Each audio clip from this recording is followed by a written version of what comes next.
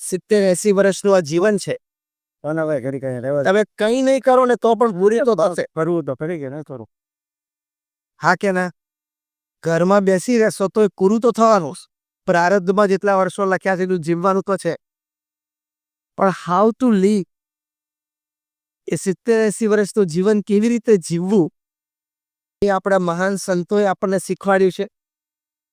આપણા મહાન સત્શાસ્ત્રો, વેદ, ઉપનિષદ, શ્રીમદ ભગવદ્ ગીતા, રામાયણ, મહાભારત જેવા સત્શાસ્ત્રોએ આપણને જીવનશૈલી શીખવાડી છે.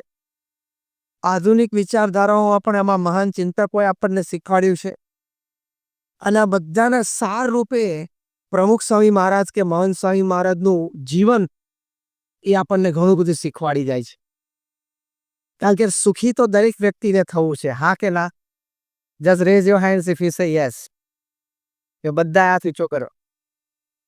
અને એ વિચાર હોવો જ જોઈએ. એની માટે પ્રયત્ન થવો જ જોઈએ.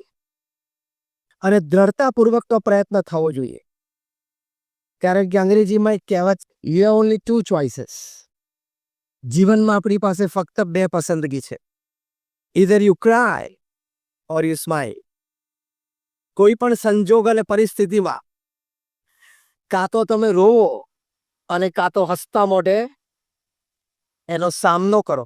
2 જ ચોઈસ છે, ત્રીજી ચોઈસ જ નથી. એમ right? Either you cry or you smile.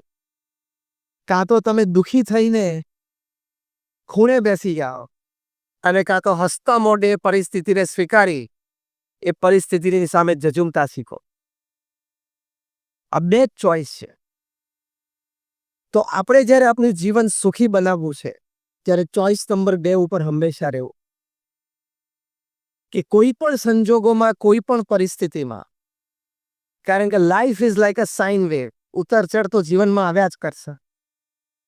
ત્યારે પરિસ્થિતિ સંજોગોને સમજીને એનો સામનો કરીને એ પરિસ્થિતિ અને સંજોગોને કેવી રીતે નિપટાવવા, એ આપણને સુંદર માર્ગદર્શન મહાન સંતોએ, શાસ્ત્રોએ અને આપણે વાત કરીએ એમ પ્રમુખ સ્વામી મહારાજ કે મહંત સ્વામી મહારાજના જીવનમાંથી પ્રાપ્ત થાય છે. જો અત્યારે શિક્ષણની દ્રષ્ટિએ જોઈએ તો શહેરોમાં અને તાલુકા જગ્યાઓમાં બધાને શિક્ષણની સારી સુવિધાઓ પ્રાપ્ત થઈ છે. હવે તો ઘણા બધા અંતરિયાળ ગામો સુધી શિક્ષણની વ્યવસ્થાઓ ખૂબ સારી થઈ છે. એટલે શિક્ષણની દ્રષ્ટિએ where it comes to academics, બધાને ઘણી બધી તકો છે. વેપાર ધંધાની પણ ઘણી બધી તકો બધા પાસે છે. અનેક પ્રકારના વેપાર ધંધા થાય છે. અહીંયા તમારે ડિહાઇડ્રેશન પ્લાન્ટ આટલા બધા ચાલે છે. આખા ભારતમાં કદાચ 150 કે 160 જેટલા ડિહાઇડ્રેશન પ્લાન્ટ હશે, એમાંથી 110-120 તો ખાલી મહુવામાં જ છે. એટલે વેપાર ધંધાની પણ ઘણા બધાને ઘણી બધી અનુકૂળતાઓ હોય. એટલે શિક્ષણ અને વેપારની અનુકૂળતાઓ, તકો એ દિવસે દિવસે વધતી જાય છે. પણ એ શિક્ષણ અને એ વેપાર, એની સાથે જો સંસ્કાર ન ભળ્યા તો એ શિક્ષણ છે, એ વેપાર છે, એ વ્યક્તિનું જીવન એ બરબાદ કરી શકે. શિક્ષણની દ્રષ્ટિએ તમે પહેલા જુઓ તો the bombs and the missiles are not made by illiterate people, uneducated people. આ બોમ્બ અને મિસાઇલ બનાવે છે કોઈ અભણ વ્યક્તિઓ નથી બનાવતા. એ ટોપ ક્લાસ સાયન્સ ગ્રેજ્યુએટ્સ બનાવે છે. એટલે ઘણા તો આઈવી લીગ કોલેજીસમાંથી ભણ્યા હોય. એટલે હાર્વર્ડ ને સ્ટેનફોર્ડ ને કાર્નેગી મેલન અને યેલ અને કિલોન જેવી યુનિવર્સિટીમાં ભણ્યા હોય. સ્નાતકો થયા હોય વિજ્ઞાન ક્ષેત્રમાં, પીએચડી થયા હોય. એ લોકો બોમ્બ અને મિસાઇલ બનાવે છે. 30,000 વૈજ્ઞાનિકો પૃથ્વી ઉપર દિવસમાં 14 થી 18 કલાક પોતાની લેબોરેટરીમાં બોમ્બ્સ અને મિસાઇલ્સ બનાવે છે, એના પ્રયોગો કરે છે, નવી ટેકનિક શોધે છે. કેમ કરીને માણસને વહેલો ને જલ્દી મારી નાખો એની માટે પ્રયત્નશીલ છે. કોરોના દરમિયાન 30,000 વૈજ્ઞાનિકોએ ખાલી શસ્ત્ર બનાવવામાં જે બુદ્ધિશક્તિ વાપરી એ 1.5 વર્ષ જો કોઈ કોરોના માટે કાઢ્યો હોત ને તો આપણે આટલી બધી બરબાદી નહોત જ નહીં. એટલે એની પાસે શિક્ષણ છે પણ સંસ્કાર નથી કે મારે મારી બુદ્ધિ, મારે મારું ભણતર, મારે મારો અનુભવ એ લોકોની સુખાકારી માટે કરવો જોઈએ, માનવ જીવનના ઉત્કર્ષ માટે કરવો જોઈએ. એની બુદ્ધિમાં વિચાર નથી, કારણ કે સંસ્કાર નથી. એટલે જે એક બહુ જ મોટા પ્રોફેસર એમએસ યુનિવર્સિટીમાં કહેતા કે sometimes universities are producing educated monkeys. ઘણી વખત યુનિવર્સિટીઓ છે ને ભણેલા ગણેલા વાંદરા તૈયાર કરે છે. વેપારની દ્રષ્ટિએ પણ એવું છે, વ્યવસાયની દ્રષ્ટિએ પણ એવું છે. એમાં પણ સંસ્કાર જોઈએ. સંસ્કાર ના હોય, સમજો આપણે વાત શું સમજવા બેઠા છીએ કે મારું જીવન સુખી જીવન, તો એ વેપાર વ્યવસાયમાં પણ આપણે સંસ્કાર જોશે, નહીં તો નીતિમત્તા અને પ્રામાણિકતા ક્યારેય નહીં આવે. જેને જેને ક્રિકેટના બોલ સાથે ચેડા કરે બધાએ ક્રિકેટ છોડવું પડ્યું કે નહીં? જેને જેને બેંક સાથે ચેડા કરે બધાએ દેશ છોડવો પડ્યો કે નહીં? 2-3 જણા લંડન ભાગી ગયા છે, 2-3 જણા કેરેબિયન આઇલેન્ડ ભાગી ગયા છે, બધાને પાછા લાવવાના છે. અને તિહાર દિલ્હીમાં wide arm spread ready to hug them. નીતિમત્તા અને પ્રામાણિકતા તમે ચૂકો વ્યવસાયમાં અને વેપારમાં, એ સંસ્કારનો અભાવ છે. એટલે પ્રમુખ સ્વામી મહારાજ પોતાના વિશાળ અનુભવ પરથી એક સરસ વાત કરતા. પ્રમુખ સ્વામી મહારાજ કહેતા કે જો તમે તમારા પરિવારજનોને સંસ્કાર નહીં આપે તો એક દિવસ એવો આવશે કે તમારે સંપત્તિ અને સંતતિ બે ખોવાનો વારો આવશે. અરે ઘણા સારા મોટા પરિવારોમાં આપણે આ જોયું છે. એ પરિવારના વડીલશ્રીએ 4-5 વર્ષ પહેલા વોટ્સએપ ઉપર પોતાની એક સેલ્ફી વિડીયો વાયરલ કરી, જે તમે કદાચ જોઈ હશે. શૂટિંગ્સ એન્ડ શર્ટિંગ્સ તો બહુ મોટો બિઝનેસ.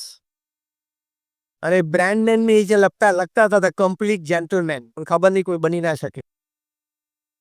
અને બહુ જ મોટો વેપાર, 20,000 કરોડનો વેપાર દીકરાને આપ્યો. જે કંઈ ઘટનાઓ ઘરમાં બની હશે, દીકરાએ પિતાશ્રીને ઘરમાંથી કાઢી મૂક્યા. અત્યારે મુંબઈમાં નેપેન સી રોડ ઉપર એક 2 BHK ફ્લેટમાં એક ડ્રાઈવર અને કુક આપીને ગોઠવી દીધા. આ પિતાએ પોતાના દીકરાને ઇંગ્લેન્ડ અને અમેરિકાની સારામાં સારી યુનિવર્સિટીમાં અભ્યાસ કરાવેલો. એટલે શિક્ષણની દ્રષ્ટિએ કોઈ ખામી નથી. 20,000 કરોડનો વેપાર વારસામાં આપેલો, એટલે વ્યવસાય વેપારની દ્રષ્ટિએ પણ કોઈ ખામી નથી. ખામી ક્યાં રહી ગઈ? સંસ્કારમાં. એટલે મારું જીવન એટલે કે આપણું જીવન સુખી બનાવવું હોય, શિક્ષણ તમે સારામાં સારું આપવું જોઈએ સંતાનોને, એની માટે પૂરા પ્રયત્નશીલ આપણે છીએ અને રહેવાના. વેપાર ધંધો પણ ખૂબ સારો વિકસાવવો, પણ સાથે સાથે મુખ્ય મુદ્દો એ છે કે આ બંનેની પુષ્ટિને અર્થે આપણા જીવનના સુખાકારી માટે આપણા જીવનમાં, આપણા પરિવારના તમામ સભ્યોના જીવનમાં સંસ્કાર દ્રઢ હોવા એ ખૂબ જરૂરી છે. એક વિચારધારા છે, સંસ્કાર છે એક વિચારધારા છે. એ વિચારમાંથી વાણી અને વર્તન સ્ફુરે છે. એ વાણી અને વર્તનમાંથી અભિગમ, વ્યક્તિત્વ અને ચારિત્ર બહાર આવે છે. એ જો પોતાની સુખાકારી માટે હોય, સમાજ માટે સવડા વિચાર હોય, સમાજના ઉત્કર્ષ માટેના પવિત્ર વિચારો હોય, એ ક્રિયાને વર્તન, એ વ્યક્તિત્વને ચારિત્ર ખીલી ઉઠે. એની માટે આંતરિક ફેરફાર કરવો પડે. વિચારોની દ્રષ્ટિએ, ભાવનાઓની દ્રષ્ટિએ એ આંતરિક ફેરફાર કરવો ખૂબ જરૂરી છે. તમને આશ્ચર્ય થશે કે કોલ, ગ્રેફાઇટ અને ડાયમંડ ત્રણેય સગા ભાઈઓ છે. કોલસો, ગ્રેફાઇટ એટલે પેલું કાળું શીશુ, અને હીરો ત્રણેય સગા ભાઈઓ છે. રાધર ટ્રિપલેટ્સ છે. ત્રણે ત્રણ કાર્બન એટમના બનેલા છે, અને કાર્બન એટમ સિવાય કાંઈ જ નહીં. એટલે કોલસો ને હીરો બંને સગા ભાઈ છે, પણ બંનેની કિંમતમાં કેટલો બધો ફેર છે. માર્કેટ પ્રાઇસમાં પણ ફેર છે, અને એની વેલ્યુ એટલે લોકોના હૃદયમાં એની વેલ્યુ એમાં પણ ફેર છે. કેમ? જ્યારે કાર્બન એટમ 5,000 ભેગા થઈ જાય, ગમે તે માંડવડા ભેગા થઈ જાય, ત્યારે ફાઇનલ પ્રોડક્ટ કોલસો બની જાય. એના એ જ કાર્બન એટમ હેક્ઝાગોનલ સ્ટ્રક્ચર, જે કેમિસ્ટ્રી ભણ્યા છે હાઈસ્કૂલમાં, એને ખાસ હેક્ઝાગોનલ સ્ટ્રક્ચર બેન્ઝીન રિંગના રીતે ગોઠવાય તો ફાઇનલ પ્રોડક્ટ છે એ ગ્રેફાઇટ બની જાય, કાળું શીશુ, જે આપણને પેન્સિલમાં કામ આવે છે, ઇવન ન્યુક્લિયર રિએક્ટરના કોર્સમાં પણ બને. એના એ જ કાર્બન એટમ જ્યારે ટેટ્રાહાઇડ્રલ સ્ટ્રક્ચરે ગોઠવાય ત્યારે ફાઇનલ પ્રોડક્ટ હીરો બની જાય. એટલે કોલસો ગ્રેફાઇટ ને હીરો સગા ભાઈઓ છે, પણ એની કિંમતમાં બહુ ફેર છે. એક આટલા ટુકડા હીરામાં એક ટ્રક ભરીને કોલસો આવી જાય, એટલે એક ભાઈની કિંમતમાં આટલીમાં બીજા ભાઈનું ટ્રક ભર લોડ આવી જાય. એનું કારણ શું? Design of the internal structure, આંતરિક સ્ટ્રક્ચરની ડિઝાઇનમાં ફેર છે. સંસ્કાર એ આપણી આંતરિક ડિઝાઇન છે. એ ડિઝાઇન જેટલી આપણે સારી સુંદર બનાવીએ એટલી આપણી આઉટપુટ પ્રોડક્ટ એટલે કે આપણું વ્યક્તિત્વ, આપણું ચારિત્ર છે એટલું સુંદર દીપી ઉઠે. આપણને પણ જીવનનો સંતોષ થાય અને સમાજને પણ આપણે કોન્ટ્રીબ્યુટ કરી શકીએ. તો એ આંતરિક ડિઝાઇન માટે હવે પ્રયત્ન શું કરવો? હવે આપણે પ્રેક્ટિકલ વાત કરીએ. અત્યાર સુધી આપણે સમજણ સંબંધી વાત સમજ્યા. હવે એ સમજણ સુધી પહોંચવા માટે પ્રેક્ટિકલ. તો હંમેશા સંસ્કારની જ્યારે વાત આવે ત્યારે સૌરા ઉચ્ચ અને પવિત્ર વિચારો જીવનમાં કરવા. આપણે કોઈ પણ સંજોગોમાં હોઈએ, ધંધો બેસી ગયો હોય, ઘરમાં કંઈક વિવાદ ચાલતો હોય, બિઝનેસ પાર્ટનર સાથે કંઈક પ્રશ્ન થયો હોય, કોઈ દુઃખનો પ્રસંગ આવી પડે જીવનમાં, કદાચ સુખનો પણ આવી પડે, ધંધો પણ સારો ચાલે, કોઈ પણ નેગેટિવ કે પોઝિટિવ પરિસ્થિતિમાં એક પાક્કો નિર્ણય રાખો કે મારે વિચારો તો સવડા, ઊંચા અને પવિત્ર જ કરવા. આ મારું જીવન સુખી જીવન માટે પ્રથમ અગત્યની વાત છે કે મારા વિચારો હંમેશા સવડા, ઊંચા અને પવિત્ર હોવા જોઈએ. કારણ કે એમાંથી શબ્દ, એમાંથી પ્રવૃત્તિ એ જન્મે છે. જો પ્રમુખ સ્વામી મહારાજ ફક્ત 5 ધોરણ ભણેલા હતા, સામાન્ય ગામડામાં એમનો ઉછેર થયો, એક ખેડૂત પરિવારમાં. અંગ્રેજીનું એક વાક્ય બોલી ના શકે, forget English, not even Hindi. Hindi ભાષાનું પણ એક વાક્ય ના બોલી શકે. પણ એક જ ઊંચો, પવિત્ર અને સૌનો વિચાર એમને જીવનમાં રાખ્યો. બીજાના સુખમાં આપણું સુખ, બીજાના આનંદમાં આપણો આનંદ, અન્યની પ્રગતિમાં આપણી પ્રગતિ, અન્યના ઉત્કર્ષમાં આપણો ઉત્કર્ષ. આ સર્વોચ્ચ કક્ષાનો પવિત્ર અને સૌનો વિચાર છે. તો આપણે વાત કરીએ પ્રમાણે એમાંથી કેટલી બધી પ્રવૃત્તિઓ જન્મી કે Pramukh Swami Maharaj was a one man organisation. એક વ્યક્તિ સંસ્થા હતા. એટલે કે સંસ્થા શું છે? પોતાના નેતાનો એક લાંબો પડછાયો એ પ્રમુખ સ્વામી મહારાજના જીવનમાં આપણે જોયો કે બીએપીએ સંસ્થા એ પ્રમુખ સ્વામી મહારાજનો લાંબો પડછાયો. કારણ કે એકલા હાથે એમણે આ સંસ્થાનો જે વિકાસ કર્યો અને સંસ્થાના વિકાસ પાછળનો મુખ્ય હેતુ તો સમાજનો ઉત્કર્ષ હતો. એ સંસ્થાનો વિકાસ અને સમાજ ઉત્કર્ષ એમણે કર્યો, એની પાછળ એમનો આ વિચાર અને આ ભાવના હતી, આ સંસ્કાર હતા એમના કે બીજાના સુખમાં આપણું સુખ, બીજાના ઉત્કર્ષમાં આપણો ઉત્કર્ષ, અન્યની પ્રગતિમાં આપણી પ્રગતિ. એ વિચાર હતો, એ ભાવના હતી, એટલે કે સંસ્કાર એમના હતા.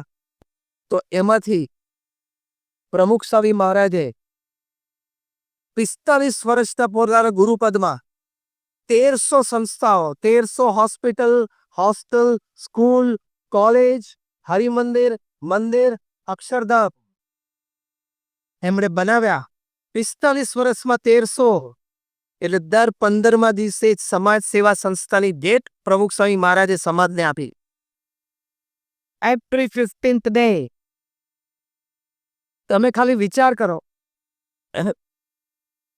દર 15મા દિવસે એક જમીન સંપાદન થાય. એ જમીન લોકલ ગવર્મેન્ટ બોડીઝમાં લીગલી ક્લિયર થવી. બીએપીએસ સંસ્થાના ટ્રસ્ટી બોર્ડમાં નક્કી થયું કે ત્યાં શું કરવું છે, હોસ્પિટલ, હોસ્ટેલ, સ્કૂલ, કોલેજ, મંદિર, વોટએવર. બીએપીએસ એક એનપીઓ છે, નોન પ્રોફિટ ઓર્ગેનાઇઝેશન, એટલે ફંડ ચેરિટીના રૂપમાં સમાજમાંથી રેઝ થવા. આ બાજુ આર્કિટેક્ટ નક્કી થાય, પ્લાન્સ ડિઝાઇન કરે, એ પણ લોકલ ગવર્મેન્ટ બોડીઝમાં પાસ ખાવા. ટેન્ડર્સ ડિશ આઉટ થાય, ટેન્ડર પાસ થાય, ખાતમુહૂર્ત થાય, 2-5 માળની ઇમારત બંધાઈ જાય. એમાં 2-5 નિષ્ઠાવાન સમર્પિત સ્વયંસેવકો સંચાલન માટે જોઈએ મળી જવા. બીજા 10-15-25 જણાનો સ્ટાફ મળી જાઓ, એ સંસ્થાનો ઉદ્ઘાટન સમારોહ યોજાઓ અને એ સંસ્થાને સમાજની સેવામાં મૂકી દેવી.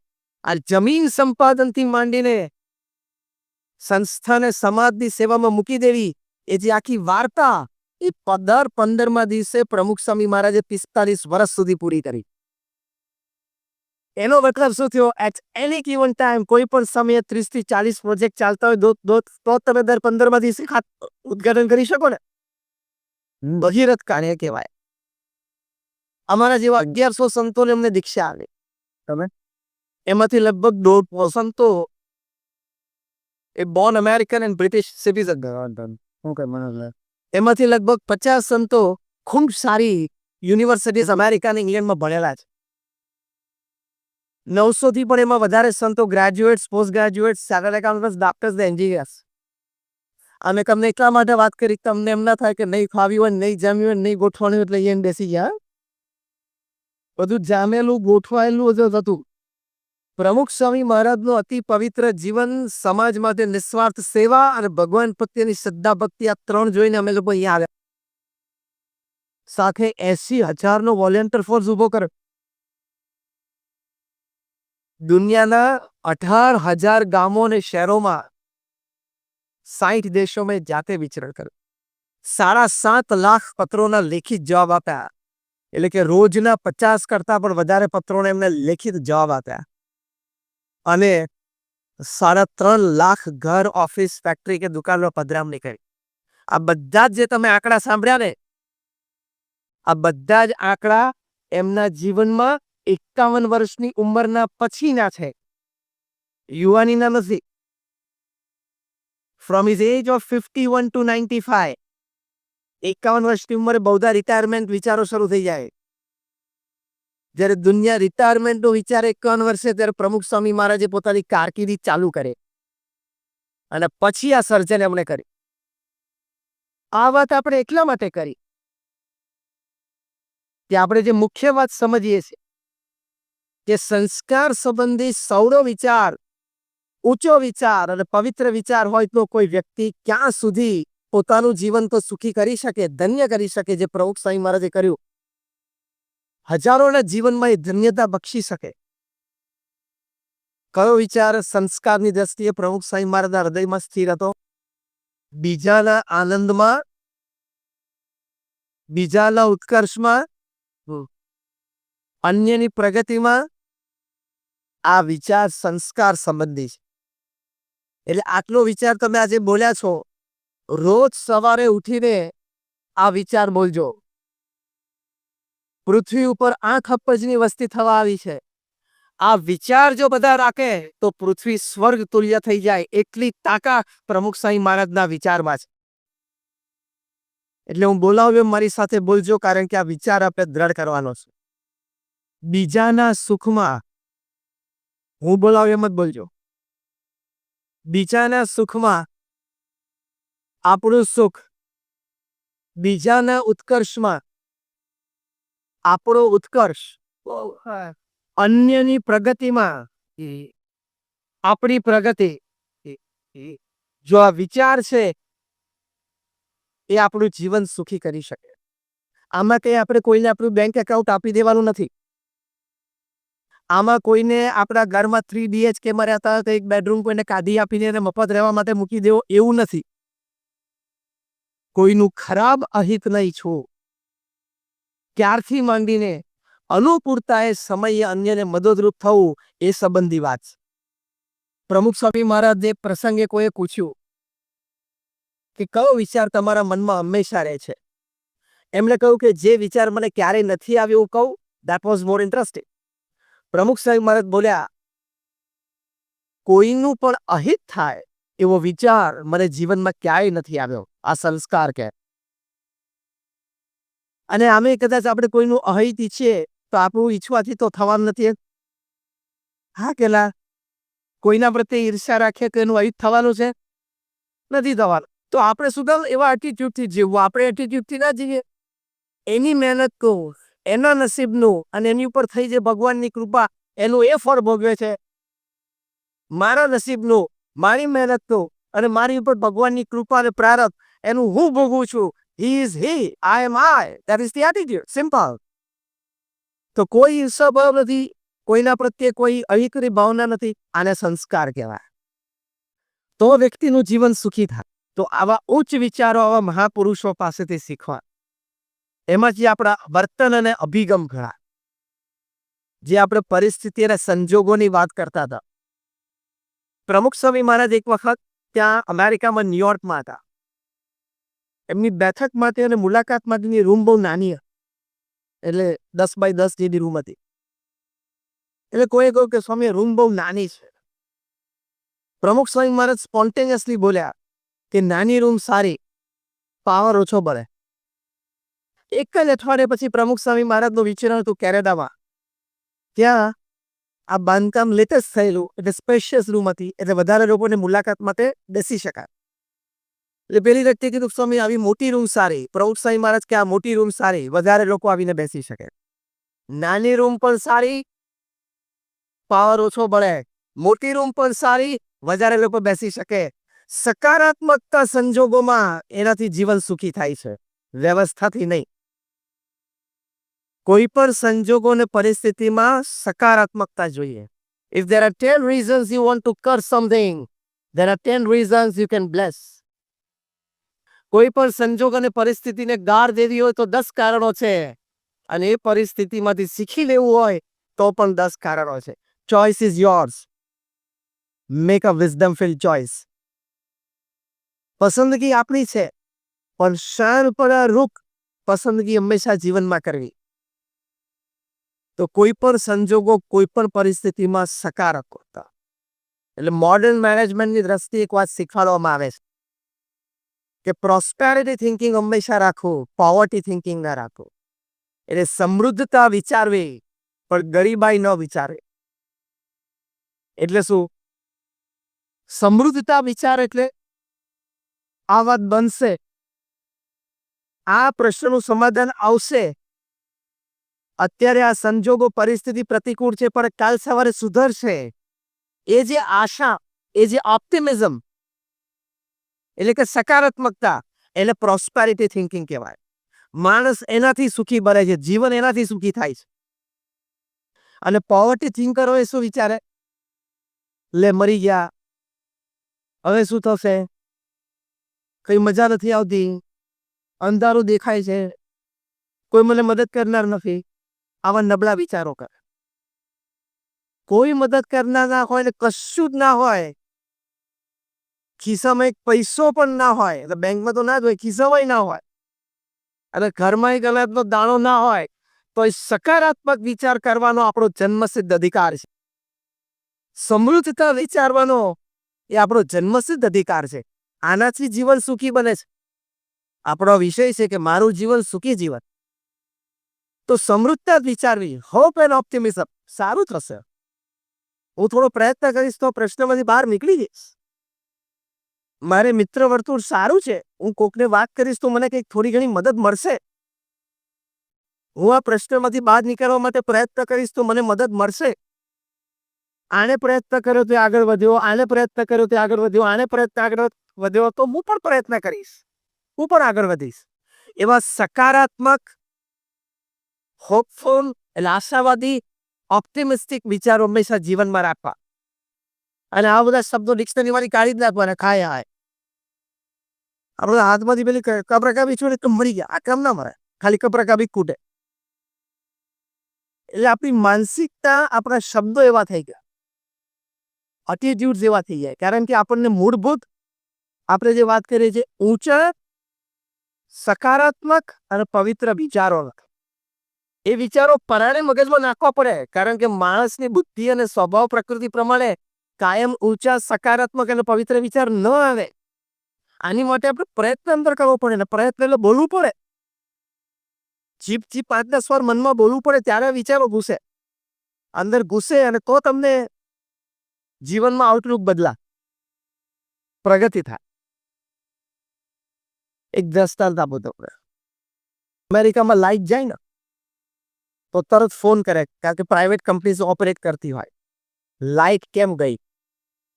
કારણ કે અમેરિકન છે ને એટીટ્યુડથી જીવે, જવી તો જોઈએ. લાઇટ જાય છે, જાપાનમાં લાઈટ જાય છે તો તરત સેલ્ફ હેલ્પ પીપલ છે, સેલ્ફ વર્કિંગ પીપલ છે, તરત ક્યાંક સ્ટૂલ આવું શોધી લાવે, એની પર ચડી જાય, ફ્યુઝ સરખો કરવા માટે કરે. આપણા ફ્યુઝમાં કંઈ તકલીફ નથી. અને આપણે ઇન્ડિયામાં લાઈટ જાય ને તો બહાર આવીને અગાસીમાંથી જોવે, બાલ્કનીમાંથી બધાની ગઈને જાય અને પછી બેસી જાય, પેરજીન લેંગો પહેરે, ઓટ લેક પગ ઉપર એક આમ પગ ચડાવી વાતો કપ્પા જા પાછું. મૂળ બધાની ગયેલી હોવી જોઈએ. Yes or no?